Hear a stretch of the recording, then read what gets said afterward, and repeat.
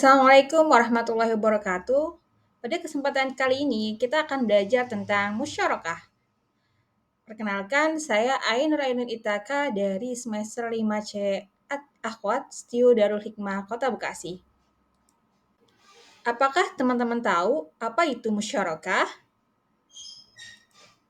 Musyarakah secara etimologis berarti yaitu syirkah, yang berarti ikhtilat atau percampuran, yakni bercampurnya suatu harta dengan harta yang lain sehingga tidak bisa dibedakan lagi antara harta keduanya. Nah, syirka ini digunakan oleh umat Islam untuk sebuah transaksi perkongsian dalam bisnis atau sebuah transaksi kerjasama dalam bisnis.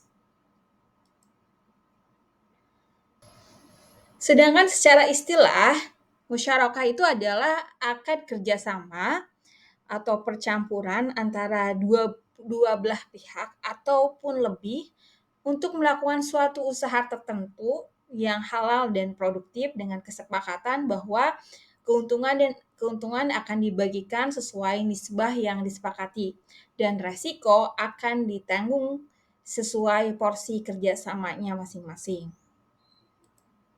Ternyata musyarakah itu atau kerjasama antara kedua belah pihak ataupun lebih di dalam satu bisnis itu diatur loh di dalam Islam.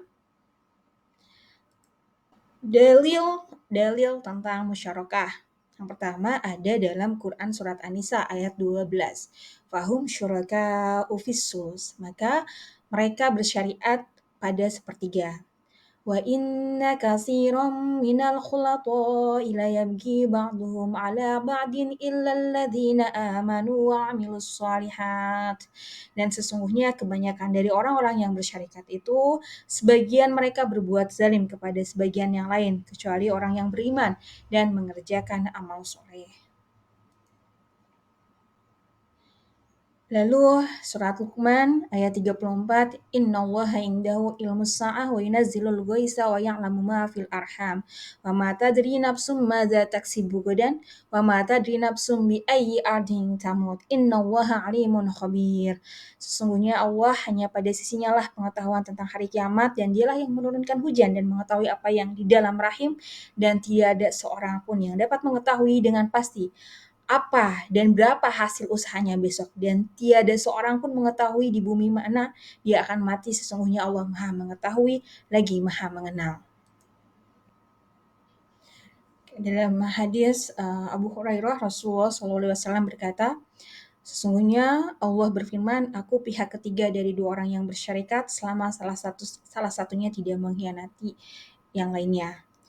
Yang kedua, dengan hadis riwayat Abu Daud yang artinya keuntungan atau profit yang diperoleh sejalan dengan resiko yang ditanggung. Dan yang ketiga hadis Nabi SAW, resiko biaya yang ditanggung sejalan dengan keuntungan yang diperoleh. Oke, di sini ya saya masukkan ad-dhaman atau al-gharam, resiko atau biaya, al-kharaj, keuntungan atau profit. Nah, orang yang tidak menanggung resiko itu tidak boleh mendapatkan keuntungan. No risk, no gain, no pain, no gain.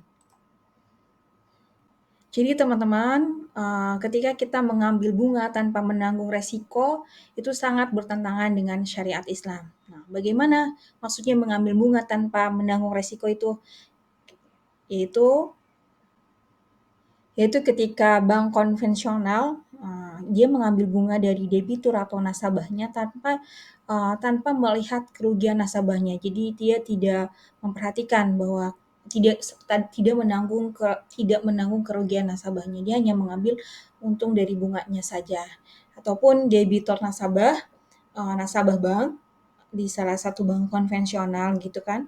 Ketika nasabah tersebut mengambil bunga dari bank konvensional dengan dia tidak mau menanggung resiko atau menanggung kerugian dari bank tersebut, dia hanya mengambil keuntungan, maka itu pun tidak diperbolehkan ya teman-teman ya. Itu hukumnya adalah haram. Rukun syirkah untuk melakukan secara sah musyarakah itu ada 3.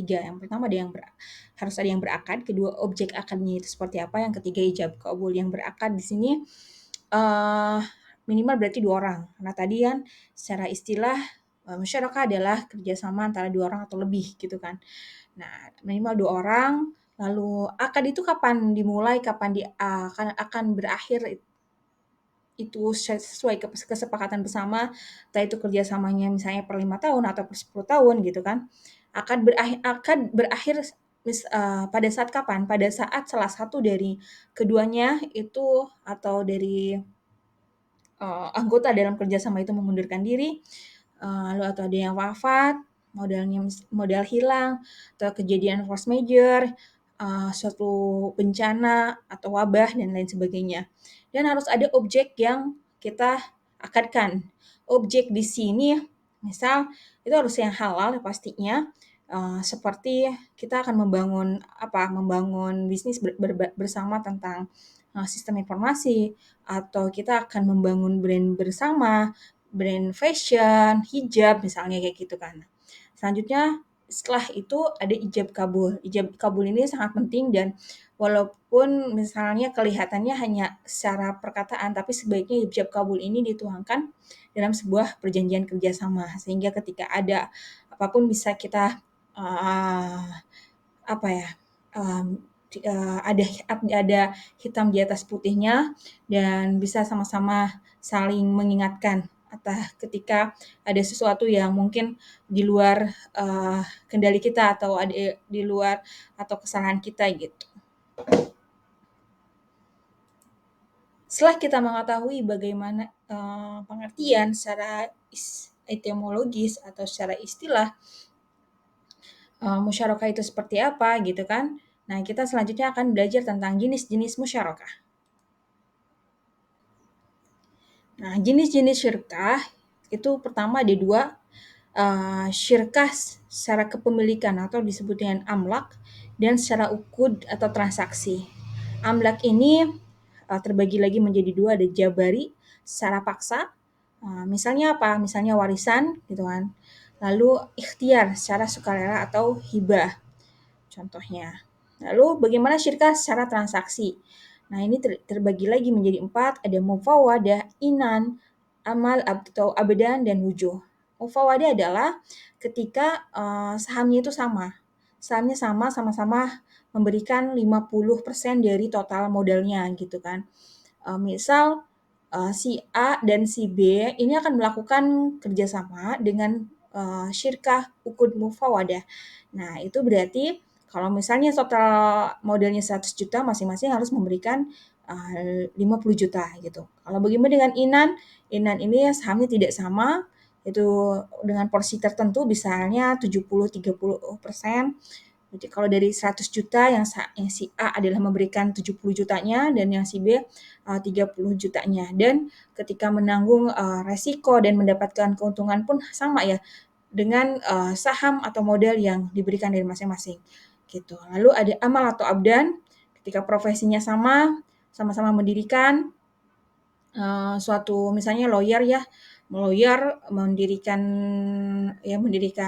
ini law firm gitu kan, kantor pengacara. Nah, sama-sama itu ketika ada pekerjaan lalu dia saling mengisi gitu kan. Nah, selanjutnya wujuh kepercayaan. Wujuh ini kepercayaan ke konveksi, kita memberikan modal terhadap konveksi ya, tersebut, terus nanti tolong buatkan seperti itu. Bentuk-bentuk syirkah, ada syirkah inan. Nah, itu harus ada modal tunai, bukan barang, kecuali barang tersebut dihargakan. Lalu syirkah mufawadah. Syirkah mufawadah itu syaratnya harus sama, jumlah tadi ya, misalnya 50-50, jumlah modalnya, hak kewajiban, keuntungan, dan tanggung jawabnya juga harus sama, gitu. Syirkah al-wujuh modal kepercayaan, bukan barang dan bukan uang.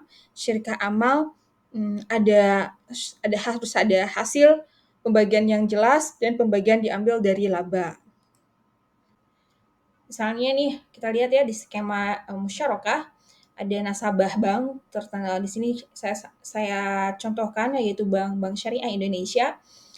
Dia bekerja sama dengan nasabah tersebut, bekerja sama dengan bank tersebut, lalu masing-masing memberikan dana untuk membangun proyek usaha bersama gitu kan. Nah, lalu dari proyek tersebut mendapatkan profit Oke, mendapatkan profit berapa, maka, dari profit itu dibagi pokok plus bagi hasil dengan, ketentuan atau presentasenya tergantung sesuai dengan kesepakatan yang mereka buat. Apakah nasabah hanya memberikan, eee eee, 30% dari modal ataupun seperti apa, atau bisa jadi juga sama-sama memberikan modal yang sama, seperti itu. Dan bagaimana fatwa MUI tentang musyarakah ini, teman-teman bisa lihat ya di, fatwa Dewan Syariat Dewan Syariah Nasional, tentang pembiayaan musyarakah. Teman-teman bisa lihat untuk lebih lengkapnya bagaimana fatwa MUI ini, mengatur gitu kan, Dewan Syariah Nasional ini mengatur tentang musyarakah. Sekian penjelasan dari saya, eee, tentang musyarakah ini, semoga kita sama-sama mengetahui, sedikitnya, tentang musyarakah ini, semoga sama-sama bisa belajar, terus belajar, dan bisa saling mengembangkan tentang ilmu, fikih muamalah ini. Terima kasih atas perhatiannya.